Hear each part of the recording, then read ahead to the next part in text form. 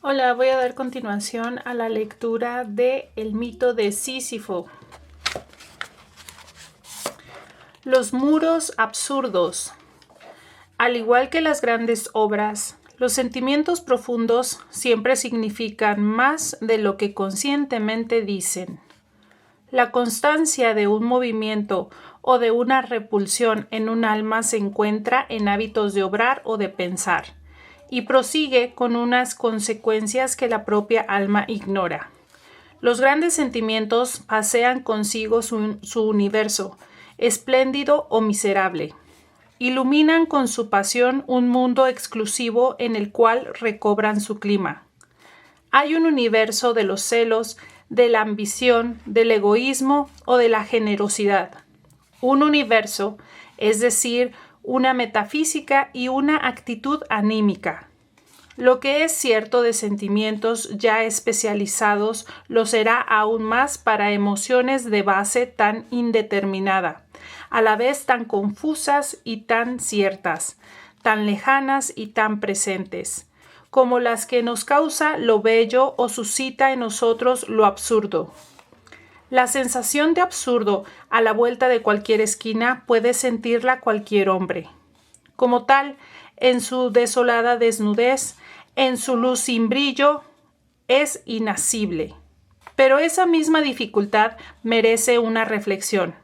Probablemente sea cierto que jamás somos capaces de conocer a un hombre y que siempre hay en él algo irreductible que se nos escapa.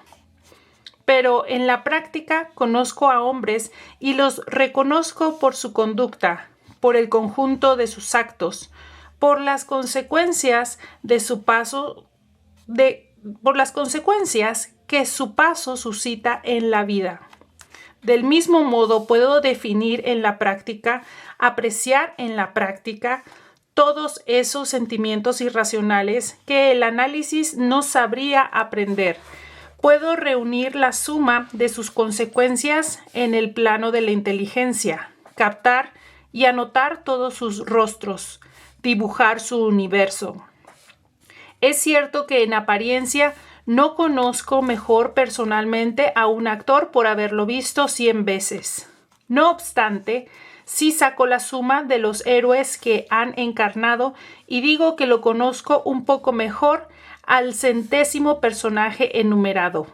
Da la sensación de que hay en eso una parte de verdad, porque esta paradoja aparente es también un apólogo. Hay una moraleja. Nos enseña que un hombre se define también por sus comedias como por sus impulsos sinceros.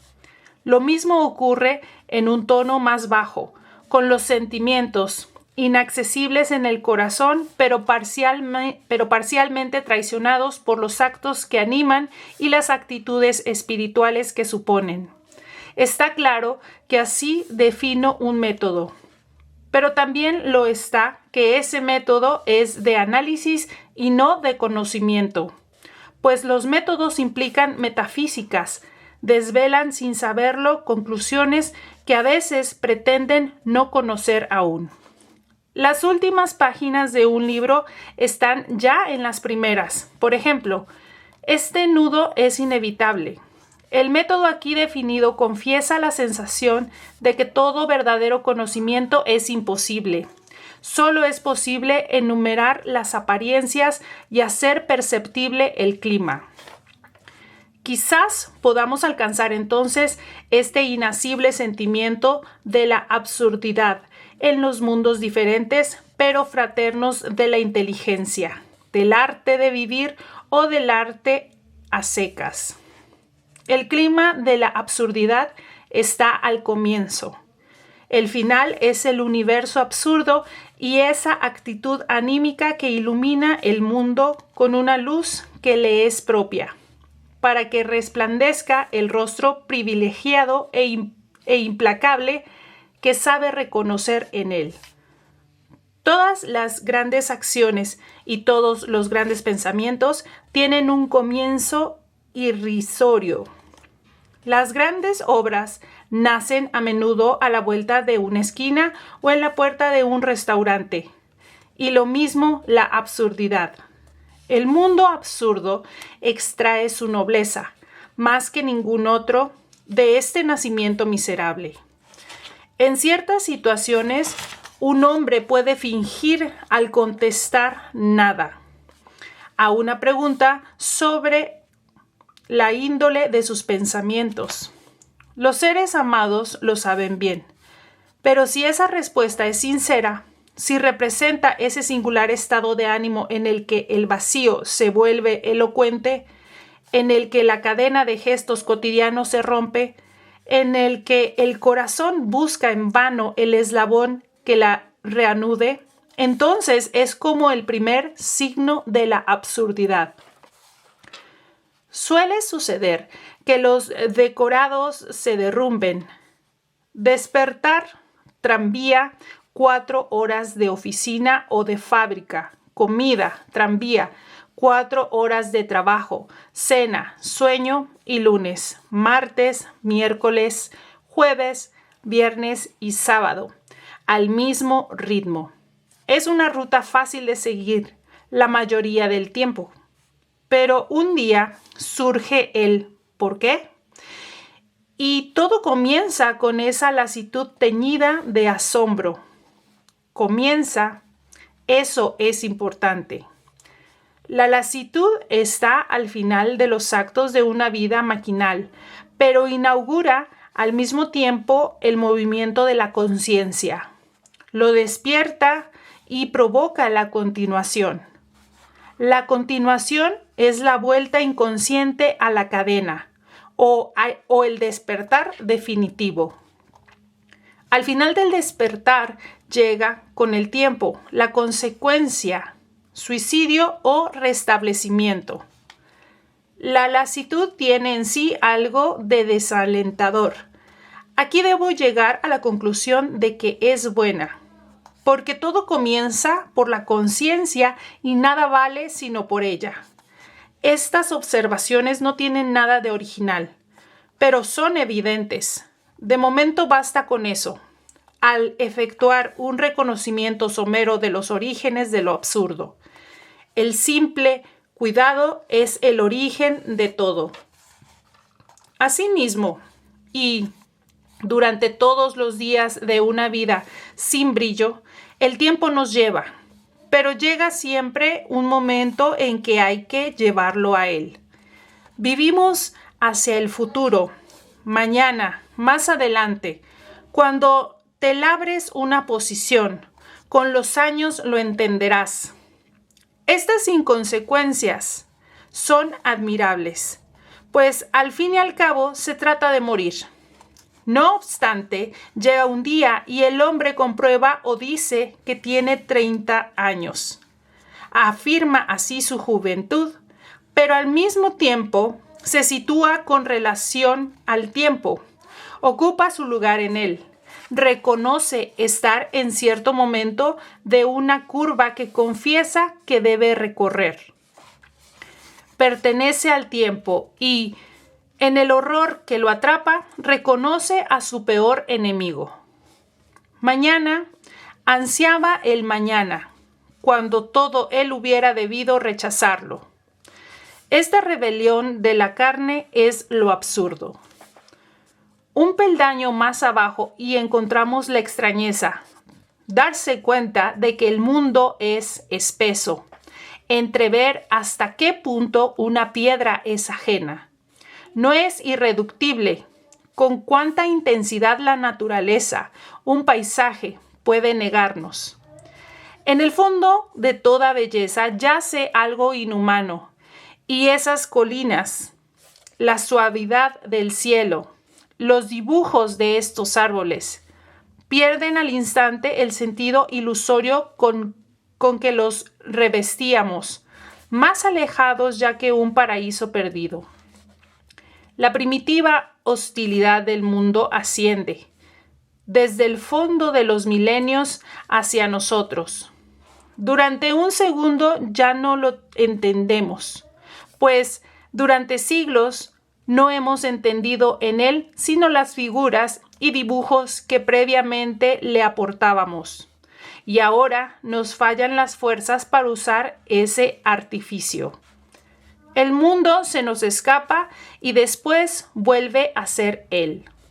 Los decorados enmascarados por el hábito vuelven a ser lo que son. Se alejan de nosotros.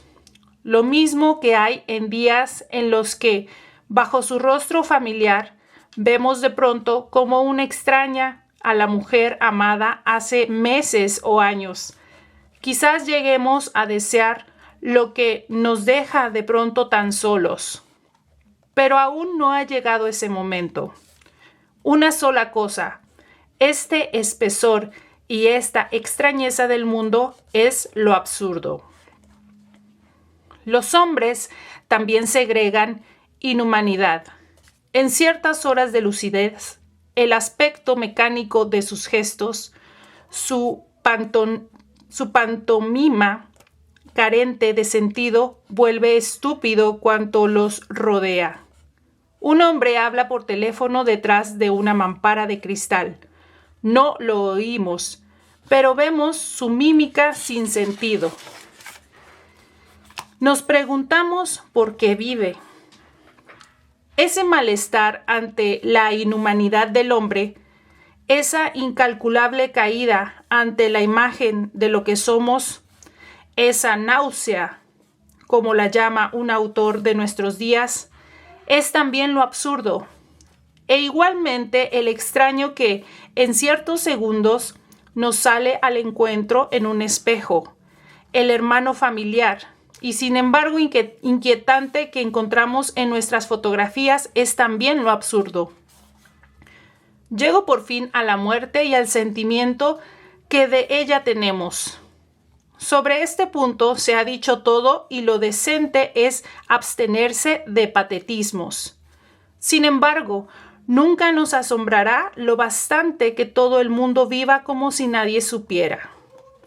Y es que, en realidad, no existe experiencia de la muerte. En sentido propio, solo experimentamos lo que hemos vivido y asimilado conscientemente. Aquí, a lo sumo, cabe hablar de la experiencia de la muerte ajena. Esta es un sucedáneo, una mera opinión, y nunca nos convence del todo. Esta convención melancólica no puede ser persuasiva. El horror proviene en realidad del lado matemático del suceso.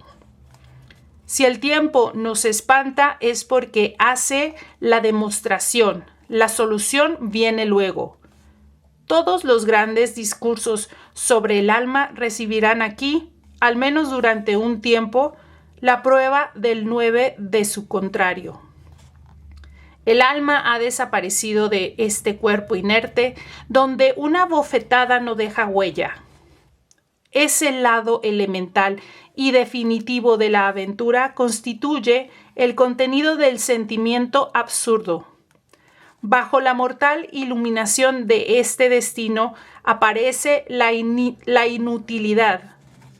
Ninguna moral, ningún esfuerzo son justificables a priori ante las sangrientas matemáticas que ordenan nuestra condición. Una vez más, todo esto se ha dicho y repetido. Me limito a hacer aquí una rápida clasificación y a señalar temas evidentes, que corren a través de todas las literaturas y todas las filosofías. La conversación de todos los días se nutre de ellos. No se trata de volver a inventarlos, pero hay que asegurarse de estas evidencias para interrogarse luego sobre la cuestión primordial. Lo que me interesa, insisto en repetirlo, no son tanto los descubrimientos absurdos como sus consecuencias. Si se está seguro de los hechos, ¿qué hay que concluir? ¿Hasta dónde ir para no eludir nada? ¿Habrá que morir voluntariamente o esperar a pesar de todo? Antes es necesario efectuar el mismo recuento rápido en el plano de la inteligencia. La primera operación mental es distinguir lo verdadero de lo falso. No obstante, en cuanto el pensamiento reflexiona sobre sí mismo, lo primero que descubre es una contradicción. Inútil esforzarse por ser convincente en esto. Hace siglos que nadie ha dado del asunto una demostración más clara y elegante que la de Aristóteles. A todas estas doctrinas les ocurre lo que ya repetimos una y otra vez, que no se destruyen a sí mismas. Y es que quien afirma que todas las cosas son verdaderas, convierte en verdadero también el enunciado contrario al suyo propio, y por tanto convierte el suyo propio en no verdadero, ya que el enunciado contrario dice de éste que no es verdadero. Por su parte, el enunciado que afirma que todas las cosas son falsas, lo afirma también de sí mismo. Pero si se proponen como excepciones, el uno, el enunciado contrario, diciendo que es el único que no es verdadero, y el otro, el enunciado propio, diciendo que no es falso. En no menor grado les sucederá que, de hecho, están pidiendo que se admitan infinitos enunciados verdaderos y falsos. Y es que la afirmación de que este enunciado verdadero es a su vez verdadera, y esto da lugar a un proceso infinito. Este círculo vicioso no es sino el primero de una serie donde el espíritu que se inclina sobre sí mismo se pierde en un vertiginoso remolino. La propia sencillez de estas paradojas hace que sean irreductibles. Sean cuales sean los juegos de palabras y las acrobacias de la lógica, comprender es ante todo unificar. El deseo profundo del espíritu, incluso en sus operaciones más evolucionadas, coincide con el sentimiento inconsciente del hombre frente a su universo. Es exigencia de familiaridad, apetito de claridad. Para un hombre entender el mundo es reducirlo a lo humano, marcarlo con su sello. El universo del gato no es el universo del oso hormiguero. La perogrullada, todo pensamiento es antropomórfico. No tiene otro sentido. E igualmente, el espíritu que trata de comprender la realidad no puede darse por satisfecho hasta que la reduzca a términos de pensamiento. Si el hombre reconociera que también el universo puede amar y sufrir, se reconciliaría. Si el pensamiento descubriera en los cambiantes espejos de los fenómenos unas relaciones eternas que pudiesen resumirlos y resumirse ellas mismas en un principio único, cabría hablar de una felicidad espiritual de la que el mito de los bienaventurados no sería sino ridículo remedo. Esta nostalgia de unidad, este apetito de absoluto ilustra el movimiento esencial del drama humano. Pero que esta nostalgia sea un hecho no implica que deba ser mitigada de inmediato. Porque si franqueando la cima que separa el deseo de la conquista, afirmamos con Parménides la realidad del uno, sea cual sea. Incurrimos en la ridícula contradicción de una mente que afirma la unidad total y prueba con su misma afirmación su propia diferencia y la diversidad que pretendía resolver. Este otro círculo vicioso basta para ahogar nuestras esperanzas. Otra vez se trata de evidencias. Repetiré de nuevo que no son interesantes en sí, sino por las consecuencias que cabe sacar de ellas. Conozco otra evidencia. Me dice que el hombre es mortal. Sin embargo, se cuentan con los dedos de la mano las personas que han sacado de ella las últimas conclusiones. Hay que considerar como una perpetua referencia en este ensayo el desfase constante entre lo que nos imaginamos saber y lo que sabemos de veras, el consentimiento práctico y la ignorancia simulada que consiguen que vivamos con ideas que, si las sintiéramos realmente, deberían trastornar toda nuestra vida. Ante esta inextricable contradicción del espíritu, aprenderemos plenamente el divorcio que nos separa de nuestras propias creaciones. Mientras el espíritu calla en un mundo inmóvil de sus esperanzas, todo se refleja y ordena en la unidad de su nostalgia.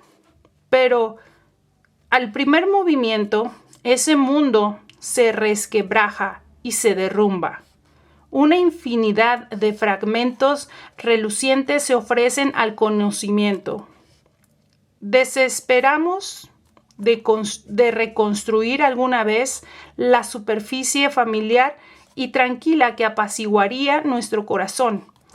Después de tantos siglos de investigaciones, de tantas abdicaciones de los pensadores, sabemos perfectamente que eso es cierto para todo nuestro conocimiento. Con excepción de los racionalistas profesionales, hoy desesperamos del verdadero conocimiento. Si tuviera que escribir la única historia significativa del pensamiento humano, sería la de sus arrepentimientos sucesivos y sus impotencias. ¿De quién y de qué puedo decir, en efecto, lo conozco? Puedo sentir mi corazón y juzgar que existe. Puedo tocar el mundo y juzgar también que existe. En eso se detiene toda mi ciencia. El resto es construcción. Pues si trato de aferrar ese yo que tengo tan seguro, si trato de definirlo y resumirlo, no es sino un agua que corre entre mis dedos. Puedo dibujar uno por uno todos los rostros que sabe adoptar, también todos los que han dado, su educación, su origen, su ardor y sus silencios, su grandeza o su bajeza. Pero los rostros no se suman. Este mismo corazón, que es el mío, me resultará indefinible para siempre. Nunca se colmará el foso entre la certeza de que mi existencia tengo y el contenido que intento dar a esa seguridad. Seré por siempre extraño a mí mismo. En psicología, como en lógica, hay verdades, pero no verdad. El conócete a ti mismo de Sócrates tiene tanto valor como el sé virtuoso de nuestros confesionarios. Ambos revelan una nostalgia al mismo tiempo que una ignorancia. Son juegos estériles en torno a grandes temas. No son legítimos sino en la medida exacta en que son aproximativos. He aquí también unos árboles cuya rugosidad conozco, un agua que saboreo. Estos perfumes de hierba y de estrellas, la noche, ciertas tardes en las que el corazón se dilata. ¿Cómo iba a negar yo este mundo cuya potencia y cuyas fuerzas experimento? Y sin embargo, toda la ciencia de esta tierra no me dará nada que me garantice que este mundo es mío. Me lo describís y me enseñáis a clasificarlo. Enumeráis sus leyes y, en mi sed de saber, admito que son ciertas. Desmontáis su mecanismo y mi esperanza aumenta. En último término, me enseñáis que este universo prestigioso y abigarrado se reduce al átomo y que el átomo mismo se reduce al electrón. Todo eso está bien y espero que continuéis. Pero me habláis de un invisible sistema planetario donde los electrones gravitan en torno a un núcleo. Me explicáis este mundo con una imagen. Reconozco entonces que habéis ido a parar a la poesía. Nunca conoceré. ¿Me da tiempo a indignarme? Ya habéis cambiado de teoría. Así, esta ciencia que debía enseñármelo todo termina en la hipótesis. Esta lucidez se sume en la metáfora. Esta incertidumbre se resuelve en obra de arte. ¿Qué necesidad tenía yo de tantos esfuerzos? Las suaves líneas de estas colinas y la mano de la tarde sobre este corazón agitado me enseñan mucho más. He vuelto al principio. Comprendo que aun cuando pueda, a través de la ciencia, captar los fenómenos y enumerarlos, no por ello puedo aprender el mundo. Aunque hubiera seguido con el dedo todo su relieve, no sabría más que ahora. Y vosotros me dais a escoger entre una descripción que es cierta, aunque no me enseña nada, y unas hipótesis que pretenden enseñarme, pero que no son ciertas. Extraño a mí mismo y a este mundo, armado por todo bagaje con un pensamiento que se niega a sí mismo en cuanto afirma. ¿Cuál es esta condición en la que solo puedo alcanzar la paz negándome a saber y a vivir? En la que el apetito de conquista tropieza con unos muros que definen sus asaltos. Querer es suscitar paradojas.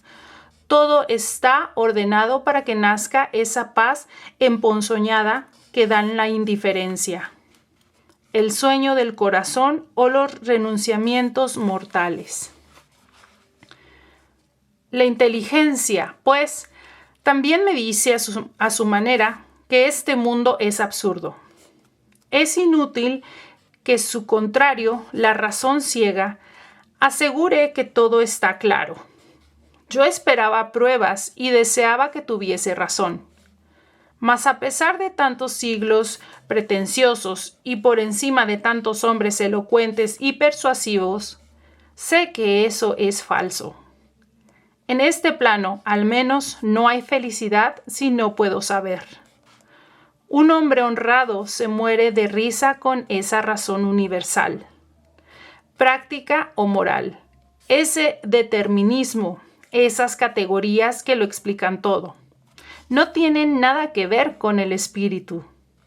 Niegan su verdad profunda, que es estar encadenado. En este universo indescifrable y limitado cobra en adelante su sentido el destino del hombre. Una multitud de elementos irracionales se ha alzado y lo rodea hasta su fin último. Con su clarividencia recobrada y ahora concertada, se aclara y precisa el sentimiento de lo absurdo. Yo decía que el mundo es absurdo e iba demasiado deprisa. Este mundo en sí no es racional, es cuanto se puede decir. Pero lo que es absurdo es la confrontación de esa irracionalidad con el deseo profundo de claridad cuya llamada resuena en lo más hondo del hombre. Lo absurdo depende tanto del hombre como del mundo. Es de momento su único lazo. Los sella al uno con el otro como solo el odio puede remachar a los seres. Esto es cuanto puedo discernir claramente en este universo sin medida donde prosigue mi aventura. Detengámonos aquí. Sí tengo por cierta la absurdidad que rige mis relaciones con la vida. Si me empapo de la sensación que me embarga ante los espectáculos del mundo, de la clarividencia que me impone la búsqueda de una ciencia, debo sacrificarlo todo a esas certezas y debo mirarlas a la cara para poder mantenerlas. Sobre todo, debo ajustar a ellas mi conducta y seguirlas en todas sus consecuencias. Hablo aquí de honradez. Mas antes quiero saber si el pensamiento puede vivir en esos desiertos. Ya sé que el pensamiento ha entrado al menos en esos desiertos. Halló en ellos su pan. Comprendió que hasta entonces se había alimentado de fantasmas. Dio pábulo a algunos de los temas más apremiantes de la reflexión humana. A partir del momento en que es reconocido, lo absurdo es una pasión, la más desgarradora de todas. Todo estriba en saber si se puede vivir con pasiones, en saber si se puede aceptar su ley profunda, que es quemar el corazón que al mismo tiempo exaltan. Pero no nos haremos todavía esa pregunta. Es el centro de esta experiencia, tiempo habrá de volver sobre ella. Reconozcamos más bien los temas y los impulsos nacidos del desierto. Bastará enumerarlos. También ellos son hoy conocidos por todos. Siempre hubo hombres que defendieron los derechos de lo irracional. La tradición de lo que se puede llamar el pensamiento humillado nunca dejó de estar viva. La crítica del racionalismo se ha hecho tantas veces que parecería innecesario volver a hacerlas. Sin embargo, nuestra época asiste al renacimiento de estos sistemas paradójicos que se las ingenian para que se tambalee la razón, como si ésta siempre hubiera avanzado con pasos seguros. Pero eso no es tanto una prueba de la eficacia de la razón como la vivacidad de sus esperanzas. En el plano de la historia, esta constancia de dos actitudes ilustra la pasión esencial del hombre desgarrado entre su tendencia a la unidad y la clara visión que puede tener de los muros que lo encierran. Pero quizás nunca haya sido tan vivo como en nuestro tiempo el ataque a la razón. Desde el gran grito de Zaratustra, por acaso, esta es la más vieja aristocracia del mundo. Yo se la he restituido a todas las cosas al enseñar que por encima de ellas no hay ninguna voluntad eterna que quiera. Desde la enfermedad mortal de Kierkegaard, ese mal que conduce a la muerte sin nada después de ella. Se han sucedido los temas significativos y torturadores del pensamiento absurdo. O al menos, y el matiz es capital, los del pensamiento irracional y religioso. De Jaspers a Heidegger, de Kierkegaard a Chestov, de los fenomenólogos a Scheler, en el plano lógico y en el plano moral. Toda una familia de ingenios emparentados por la nostalgia, opuestos por sus métodos o sus fines, se han empeñado en cerrar el camino real de la razón y en volver a encontrar las rectas sendas de la verdad. Doy por supuesto aquí que esos pensamientos son conocidos y vividos. Cualesquiera que sean o hayan sido sus ambiciones, todos partieron de este universo indecible donde reinan la contradicción, la antinomia, la angustia o la impotencia. Y lo que tienden en común son justamente los temas que hasta aquí hemos venido desvelando. También en su caso hay que reconocer que lo que sobre todo importa son las conclusiones que han podido sacar de estos descubrimientos. Importa tanto que habrá que examinarlas por separado. Pero, de momento, se trata solo de sus descubrimientos y experiencias iniciales. Se trata solo de constatar su concordancia. Si bien sería presuntuoso ocuparse de sus filosofías, es posible y en todo caso suficiente hacer sentir el clima que le es común. Heidegger considera fríamente la condición humana y anuncia que esta existencia está humillada. La única realidad es el cuidado en toda la escala de los seres. Para el hombre perdido en el mundo y sus distracciones, ese cuidado es un temor breve y huidizo. Pero ese temor toma conciencia en sí mismo, se convierte en angustia, clima perpetuo del hombre lúcido, en el cual vuelve a encontrarse la existencia. Este profesor de filosofía escribe sin temblar y en el lenguaje más abstracto del mundo que el carácter finito y limitado de la existencia humana es más primordial que el hombre en sí. Se interesa por Kant, mas es para reconocer el carácter limitado de su razón pura.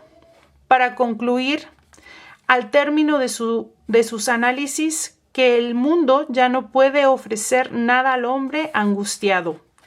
La verdad de ese cuidado le parece superar hasta tal punto las categorías del razonamiento, que no piensa sino en él y no habla más que de él. Enumera sus rostros de hastío cuando el hombre trivial trata de nivelarlo en sí mismo y aturdirlo. De terror cuando el espíritu contempla la muerte. Tampoco él separa la conciencia de lo absurdo. La conciencia de la muerte es el llamamiento del cuidado y la existencia se autodirige entonces una llamada por medio de la conciencia. Esta es la voz misma de la angustia y exhorta a la existencia a recobrarse ella misma de su pérdida en el sé anónimo. También él opina que no hay que dormir y que es preciso velar hasta la consumación. Se mantiene en este mundo absurdo y acusa a su carácter perecedero. Busca su camino entre esos escombros. Jaspers desespera de toda ontología, pues pretende que hemos perdido la ingenuidad. Sabe que no podemos llegar a nada que trascienda el juego mortal de las apariencias. Sabe que el final del espíritu es el fracaso. Se entretiene con las aventuras espirituales que nos entrega la historia y descubre despiadadamente el fallo de cada sistema, la ilusión que lo ha salvado todo, la predicación que no ha ocultado nada.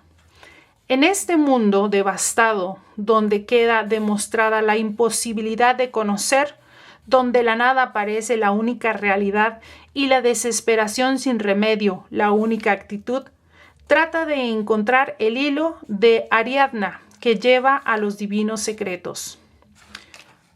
Chestov, por su parte, a lo largo de una obra admirable, monotonía, orientada sin cesar hacia las mismas verdades, demuestra sin tregua que el sistema más cerrado, el racionalismo más universal, termina siempre chocando con lo irracional del pensamiento humano. No se les escapa ninguna de las evidencias irónicas, de las contradicciones ridículas que desprecia la razón.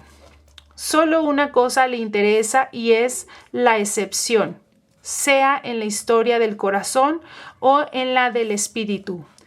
A través de las experiencias dostoyevskianas del condenado a muerte, de las aventuras exasperadas del espíritu nietzscheano, de las imprecaciones de Hamlet o de la amarga aristocracia de un Ibsen, descubre, ilumina y magnifica la rebelión humana contra lo irremediable. Le niega a la razón sus razones y solo empieza a encaminar sus pasos con cierta decisión en medio de ese desierto sin colores donde todas las certidumbres se han convertido en piedras. Kierkegaard, quizás el más interesante de todos, a causa de una parte de su existencia al menos, hace algo más que descubrir lo absurdo, lo vive. El hombre que escribe el más seguro de los mutismos no es callarse, sino hablar. Se asegura de entrada que ninguna verdad es absoluta ni puede lograr que una existencia imposible en sí sea satisfactoria. Don Juan del Conocimiento multiplica los seudónimos y las contradicciones. Escribe los discursos edificantes al mismo tiempo que ese manual del espiritualismo cínico que es el diario de un seductor. Rechaza los consuelos, la moral, los principios tranquilizadores. No se cuida de calmar el dolor de la espina que siente en el corazón. Lo despierta. Por el contrario, y con la alegría desesperada de un crucificado contento de estarlo, construye pieza a pieza lucidez, rechazo y comedia. Una categoría de lo demoníaco.